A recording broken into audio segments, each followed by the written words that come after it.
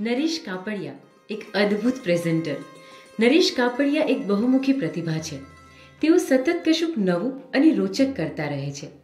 માઇક્રોથી macro લેવલના માસ મીડિયાના તેઓ માસ્ટર પ્રેઝેન્ટર છે. રંગમંચ, small screen, big screen, internet પર તેમણે કરેલા પ્રયોગો સમાજ ઉપયોગી રહ્યા છે. 63 વર્ષીય નરેશભાઈ દેખાવે અને સ્વભાવે 23 વર્ષના જ રહ્યા છે. સ્કૂલના ફ્રી પીરિયડમાં તેઓ ક્લાસને વાર્તા કહેતા, સ્કૂલથી જ નાટક ભજવતા, અસરકારક વક્તવ્ય આપતા, કોલેજના મેગેઝિન એડિટ કરતા, LICનો જનસંપર્ક કરતા, ફિલ્મો નાટકના રિવ્યૂ લખતા, 2 દાયકા પહેલાં લોકલ ટીવી ચેનલનું સપનું જોઈને સાકાર કરતા, તેમાં જબ્બર લોકચાહના પામતા, અંતાક્ષરીનું સંચાલન કરતા, અખબાર અને સામાયિકોનું સંપાદન કરતા, રેડિયો પર ઉદ્ઘોષણા કરતા, ઇન્ટરવ્યૂ લેતા અને આપતા, પ્રિન્ટ અને ઇલેક્ટ્રોનિક મીડિયાના વિદ્યાર્થીઓને શિક્ષણ આપતા, MBAની કોલેજોનું સંચાલન કરતા, તેમણે લખેલી વાર્તાઓની પહેલી ઓડિયો બુક બનાવતા, ઓડિયો બુક્સ અને પ્રેઝન્ટેશન વડે યુવાનો વડીલોને મોટિવેટ કરતા, જૂની હિન્દી ફિલ્મોના ગીતોના સંગ્રહ કરતા અને વહેંચતા, હિન્દી ફિલ્મોના દિગ્ગજોના જીવન કાર્યોને માત્ર 2 કલાકમાં રજૂ કરતા, ઇન્ટરનેટ દ્વારા પ્રેઝન્ટેશન અને ફેસબુકના માધ્યમનો સદુપયોગ કરતા,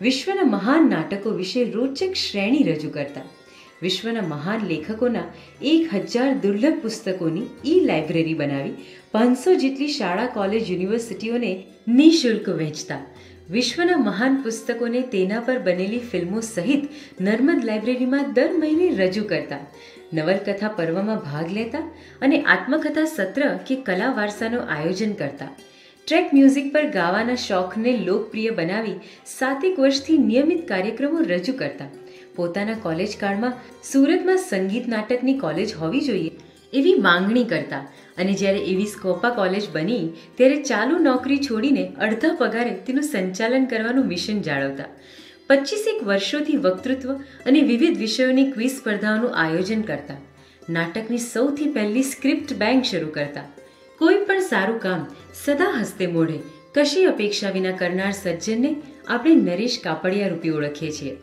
નાટકમાં તેમણે લેખન, નિર્માણ, નિર્દેશન, અભિનય, બેકસ્ટેજ, આયોજક, પ્રોત્સાહક, અવલોકનકાર, નાટ્ય શિક્ષક, લેખો લખીને ઇતિહાસને જાળવનાર, મુલાકાતો લેનાર અને આપનાર, તેમની વેબસાઇટ દ્વારા સુરતની નાટ્ય પ્રવૃત્તિને દેશ દુનિયા સામે રજૂ કરનાર, નાટ્યોત્સવો કે નાટ્ય સ્પર્ધાઓના આયોજક, વિવેચક અને નિર્ણાયક એમ લગભગ તમામ કેટેગરીમાં નિષ્ઠાપૂર્વક કાર્ય કર્યું છે, કશી અપેક્ષા વિના કર્યું છે.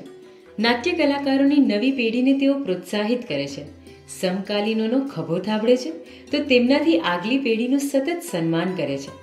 નરેશભાઈએ ભજવેલા એકાંકી નાટકોમાં હેમ્લેટ, ઊંધું દૂરબીન, પાગલ, બંધ દરવાજા, વાદોના અહમવાદ, હવેલી, ધ ટ્રેપ, કોઈને માથે કાળ ભમે, લાઈફ એંગલ, વાંદરાનો પંજો, જન્મ ટીપ, જિંદગી જિંદગી, લાપતા, અલ્લાહ બેલી, શુકન અપશુકન, ગાલિબ કી વાપસી આ યાદ કરી શકાય. ક્લબ્સમાં જઈને નાટકો, મોનો એક્ટિંગ રજૂ કરવાનો ટ્રેન્ડ તેમણે શરૂ કર્યો હતો. તેમાં ચાલો ઘર ઘર રમીએ, પોલીસ ખાતું, ચોકલેટ ખાતું, પરિણય કે રિફંડના સિલ્વર જ્યુબિલી શોઝ થયા. પાલિકાની ત્રિઅંકી નાટ્ય સ્પર્ધાના શરૂઆતના 20 વર્ષ તેમણે નિયમિત નાટકો કર્યા. તેમણે સૂર્યના પહેલા કિરણથી સૂર્યના અંતિમ ક્લાસિક નાટકો કર્યા તો તેમના 100 શોઝવાળા નાટક ધર્મનો કાંટોથી ગાંધી સ્મૃતિ ભવનનું ઉદ્ઘાટન થયું હતું.